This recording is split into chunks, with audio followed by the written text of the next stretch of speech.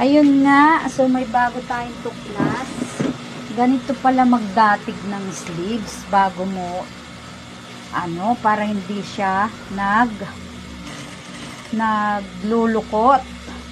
So dati kasi, ang ginagawa ko, pinagdadatig muna itong kilikili, parehas na body, bago idatig dito.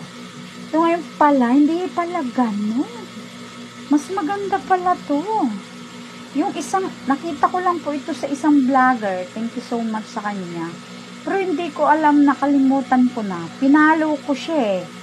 Pinalo ko siya. Oh. Ganito lang pala gagawin. Diyos ko po, ang tagal na panahon. Hirap na hirap ako. Actually, ilang taon pa lang naman kasi akong nagtatahi. Kaya hindi ko alam masyado. Oh, ganun lang pala. Tapos dito, hahawakan mo lang siya.